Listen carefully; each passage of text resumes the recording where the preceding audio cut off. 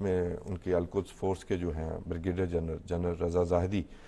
وہ جو ہیں اس میں ہلاک ہوئے. تو کس طرف جاتا دیکھ رہے ہیں مشرق وسطیٰ کو؟ دیکھیے یہ تو فلسطین سے آگے بڑھتی ہوئی بات. یہ تو دیکھیے اسرائیل کی بحیثیت ریاست ایک ایسی غنڈہ گردی ہے جو ہم کئی دہائیوں سے دیکھ رہے ہیں جی. اور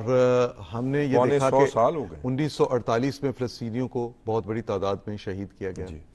اس کے بعد ہم نے دیکھا کہ لبنان میں 80s کی جو دہائی تھی اس دوران جنگیں الگ سے رہ گئیں، لیکن 80s کو جو دہائی تھی اس میں ہم نے قتل عام وہاں دیکھا صابرا اور شتیلا کیمپوں میں. وہ کیمپوں میں جو قتل عام ہوا بڑا خوفناک تھا. اور اس کے بعد جس طرح سے میں نے ایک سٹوری پڑھی اور آج بھی آپ اگر دیکھیں تو وہ کہتے ہیں کہ جو صابرا اور شتیلا کے کیمپ ہیں وہاں کے قریب سے جب کوئی شخص گزرتا ہے تو انسانی گوشت یا گوشت کے جلے ہونے کی سمیل جو ہے ابھی تک اس کے دروازوں میں اور دیواروں میں موجود ہے. جب کوئی شخص وہاں گزرتا ہے تو محسوس ہوتا ہے کہ یہاں یہ ظلم ہو چکا ہے، اس لیے کہ وہاں پہ انہوں نے جو اپنی گوریلا فورس بنائی، اسرائیل نے اپنی گوریلا فورس بنائی تھی، مذہبی بنیاد پر اس کو لڑوایا گیا اور ان لوگوں کو پھر موقع دیا گیا کہ وہ مسلمانوں کی کیمپوں پر بستیوں پر حملے کریں اور پھر یہاں تک کیا کہ ان کو زندہ جلایا گیا، وہاں پہ شہید کیا گیا. اب جو وہاں پہ اس وقت کی جو صورتحال ہے وہ ہم سب نے دیکھا کہ 7 اکتوبر کے بعد سے جس طرح سے اسرائیل نے وہاں ظلم و بربریت کا جو بازار گرم کیا ہے اس میں اور بدقسمتی کی بات یہ ہے کہ ویسٹ پورا خاموش بیٹھا ہوا ہے عملی طور پر. سر نہیں بیٹھا ہوا، نہیں خاموش اس حساب سے دیکھیے جب تک پوری امداد ہو رہی ہے. ہاں عملی طور پر خاموش بیٹھا ہوا، کوئی آواز اس کے لیے نہیں بلند ہو رہی. ویپن دیا جا رہا ہے اور امریکہ اس میں خاموش ہے، ویپن دیا جا رہا ہے. اور جس طرح سے وہ اسرائیل کی سرپرستی کر رہے ہیں اور اس کو جتنا جب آپ کسی کے ساتھ اس طرح پیار کرتے ہیں نا اس کے ظلم پہ اس کو تو آپ اس کو ظلم کرنے پہ اکسا رہے ہوتے ہیں. اچھا میں یہی بات کرنا چاہتا ہوں کہ بھی یہ کیا معاملہ ہے. ہم نے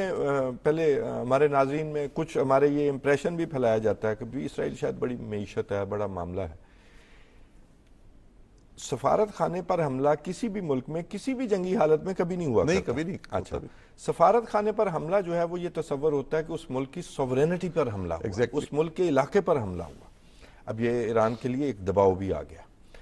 اچھا دباؤ کے پیچھے ظاہر ایک سازشی ذہن موجود ہے کہ فلسطین میں وہ جو گوریلا جنگ جاری ہے اس میں پورا جو ہے اسرائیل جو ہے وہ پورے نہیں آ پا رہا. صحیح ٹھیک ہے. اچھا اب یہ بھی جب ہم سٹیٹس دیکھتے ہیں کہ یہ کوئی اسٹریٹجک پارٹنر بھی نہیں ہے امریکہ کا اور مستقل سردرد ہے اگر دیکھا جائے کبھی امریکہ کے لیے، اور ایک انچ جگہ جس پر اسرائیل قابض ہے وہ قابض ہے ناجائز ہے، وہ اس کا ملک نہیں ہے. صحیح بالکل ٹھیک ہے. اتنے خطروں میں گھرا ملک جو مسلسل 76-70 سال سے حالت جنگ میں ہے، خوف میں ہے وہ بھی، تو یہ جنگ بڑھانے کی کوشش ہے. اس طرح سسٹین کر پائے گا سارا کچھ؟ دیکھیے مجھے تو یوں لگتا ہے کہ یہ تو وہ جو جنگ کو کہ اپنی شکست کو ایران کا یہ موقف بالکل درست ہے کہ لبنان اور جو غزہ کی لبنان اور غزہ کی جو جنگ ہے، جو صورتحال اس وقت ہے، اس کو اس خطے سے باہر نکال کے تو پھیلانے کی کوشش کی جا رہی ہے. اس کی وجہ کیا ہے؟ اس کی وجہ یہ ہے کہ اسرائیل بہرحال چاہتا ہے کہ وہ ایران کے خلاف کارروائی کرے اور یورپ اور امریکہ اس کو سپورٹ کرے. نہیں اس میں ایک وجہ یہ خاص بھی ہے کہ فلسطین میں جو لڑائی جاری ہے یہ پہلے کی طرح 1948 کی طرح 1967 کی طرح 1973 کی طرح کی جنگ نہیں ہے. اس دفعہ ایک ریزسٹنس آئی ہے فلسطینی عوام نے کیونکہ آپ کو پتہ ہے اسرائیلی وزیر اعظم اپنی پبلک میں بھی بڑے اس وقت عوام مظاہرے بھی ہو رہے ہیں کہ الیکشن کروائے جائے، تو یہ توجہ ہٹانے کے لیے اور زیادہ مال کمانے کے کبھی نہیں. یہ تو باقاعدہ طور پہ یہ جو بات آپ کر رہے ہیں یہ وہاں پہ باقاعدہ طور پہ جنگ کا دائرہ اس پہ الزام لگ رہا ہے کہ آپ اپنے وہ جن لوگوں کو آپ یرغمالی کہتے ہو تو ان کو بھی آپ اس لیے نہیں لا رہے کہ آپ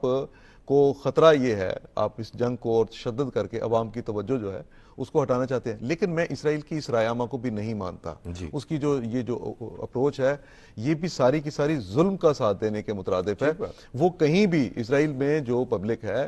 وہ اسرائیل دعویٰ کرتا ہے جی ہمارے الیکشن ہوتا ہے, ہم جمہوری حکومت بنتے ہیں. میں کہتا ہوں کہ اسرائیل کی جو پبلک ہے وہ بھی اپنی حکومت کے ساتھ اس ظلم اور بربریت ظاہر ہے وہ جب اتنی سیٹلمنٹس ہی ہوتی ہیں شریک تو ہے. وہ جا کے سیٹل اور ہوتے یہ ہیں نا وہاں دیکھیے, اور یہ دیکھیے یہ جو ابھی ایران کے وہ سفارت خانے کے ساتھ اور قونصل خانہ جو تھا اور ملکہ عمارت بھی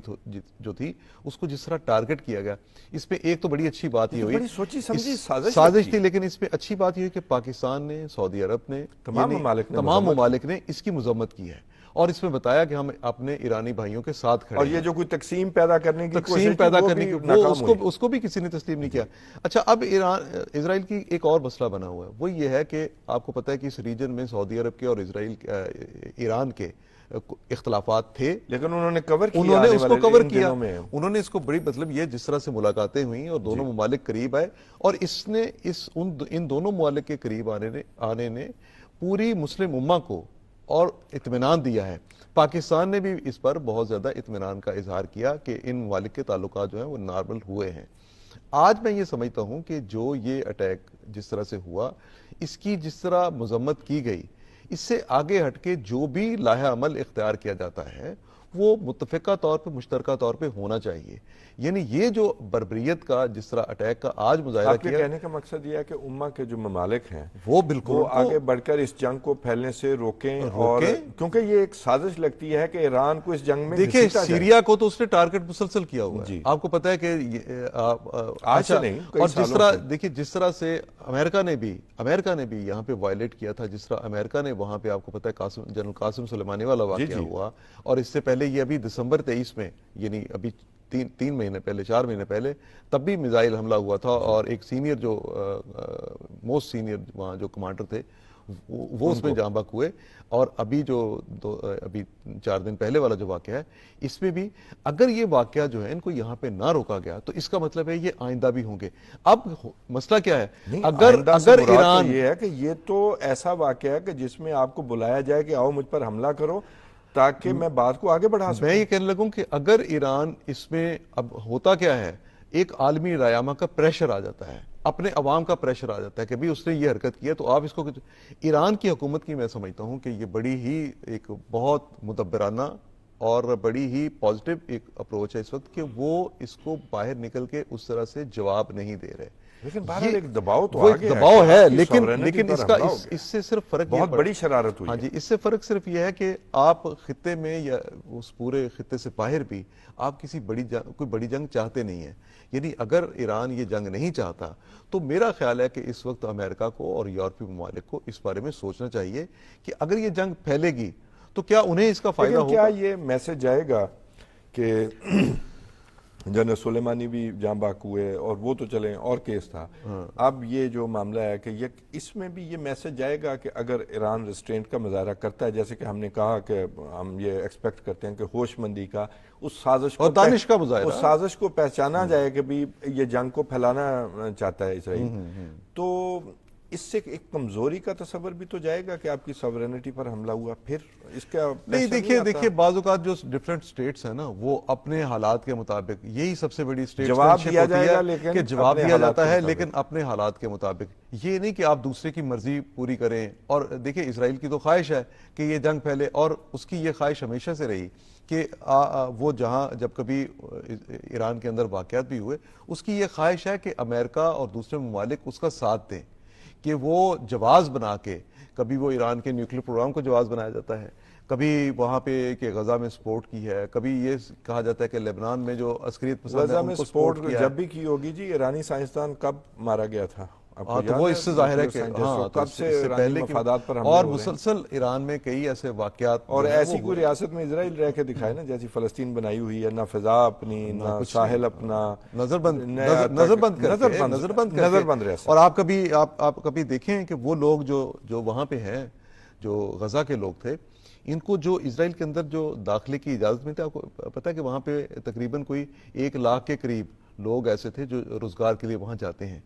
وہ جن چیک پوسٹوں سے گزرتے ہیں, کتنے کیمرے ان کو ہر وقت ان پہ نظر رکھتے ہیں, اور کتنی جگہوں سے انہیں گزر کے جانا پڑتا ہے. اور بالخصوص جو وہاں پہ سب سے برے حالات پیدا کیے جاتے ہیں وہ فلسطینی خواتین کے لیے پیدا کیے جاتے ہیں, کہ وہ فلسطینی خواتین کن راستوں سے گزر کے ان کو وہاں پہ جانا پڑتا ہے. جناب میں ایک اور بات ایڈ کر دوں, جو اسرائیل کی ٹیریٹری میں جو فلسطینی مسلمان رہتے ہیں اس خطے کے اس علاقے کے وہ مالک ہیں صدیوں سے، صدیوں سے مانے. ان کو وہاں رہنے کے لیے رہائشی اجازت نامہ چاہیے، وہ اسرائیل کی حکومت دیتی ہے. اور ظلم کیا ہوتا ہے؟ اور یہ دیکھیں نا کہ وہاں پہ جو آپ نے پہلے بات کہی نا، بڑی اچھی بات ہے کہ آپ نے بالکل درست کہا کہ وہ اس کا ایک ایریا وہ ہے جو اقوام متحدہ کے ایک رکن ملک کے طور پر ہے، باقی سارا اس کا ناجائز قبضہ ہے. سارا اور ناجائز اس قبضہ. ناجائز قبضے پہ آئے دن وہ اپنی آبادی یہاں بھی یہ جب شروع ہوا حتیٰ تھا کہ یہ اقوام متحدہ نے مان لیا کہ ناجائز قبضہ یہ بھی دیکھیے یہ جو تنازع جو شروع ہوا غزہ والا، یہ بھی تبھی شروع ہوا کہ جب میں آخری بات کہہ دوں کہ ناجائز قبضہ جو تھا اور ہر روز گھروں سے محرومی جو تھی، ان کے آبادیاں مسمار کیے جا رہے تھے، وہاں سے یہ شروع ہوا.